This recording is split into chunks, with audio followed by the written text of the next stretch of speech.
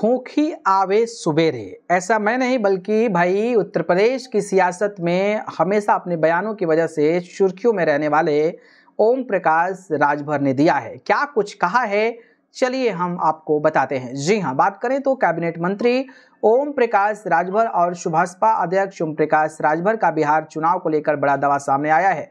सुभाषपा अध्यक्ष ओम प्रकाश राजभर ने घोसी उपचुनाव और बिहार चुनाव में अपनी पार्टी को मिली असफलता को लेकर बड़ी बात जो है वो कहीं ना कहीं कही है, जो सच में जो है वो चौंकाने वाला है। तो इसी के बारे में हम आपको जो है बताने वाले हैं। दरअसल आपको पता ही होगा कि घोसी की सीट खाली भी हो गई है, तो इसके बारे में भी चर्चा करना है कि भाई वो चुनाव जो है वो लड़वाने वाले हैं कि नहीं। तो चलिए बताते हैं। जी हाँ, दरअसल ओम प्रकाश राजभर मऊ में एक स्थानीय कार्यक्रम में शामिल होने पहुंचे थे। इस दौरान उन्होंने घोसी उपचुनाव और बिहार चुनाव को लेकर जो है अपनी बात रखी है। अब जो है उसमें जो बात रखी है, तो पत्रकारों ने मंत्री ओम प्रकाश राजभर से बिहार चुनाव में उनकी पार्टी को मिली असफलता पर सवाल किया। तो जवाब में ओम प्रकाश राजभर ने कहा कि उनकी पार्टी को असफलता नहीं मिली।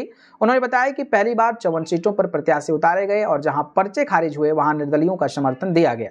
इस चुनाव में सुभाषपा पार्टी को कुल 2,42,000 वोट मिले हैं, जिसे उन्होंने बड़ी उपलब्धि बताया है। तो वहीं घोसी विधानसभा के एक विधायक सुधाकर सिंह के निधन के बाद अब 2027 विधानसभा चुनाव से पहले तीसरी बार उपचुनाव होने की संभावना बताई जा रही है। इस वल्लभ भारतीय समाज पार्टी के राष्ट्रीय अध्यक्ष ओम प्रकाश राजभर ने इस संभावित उपचुनाव की रणनीति के बारे में पूछा गया। इस पर उन्होंने ग्रामीण कहावत का इस्तेमाल करते हुए कहा कि खोखी आवे सवेरे, सांझे मुंह बावे, खांसी सुबह आए और जम्हाई शाम को। उन्होंने इस कहावत के साथ आगे कोई भी टिप्पणी नहीं की है। बता दें कि यूपी विधानसभा ने दिवंगत विधायक सुधाकर सिंह का स्थान रिक्त करने का आदेश जारी कर दिया है।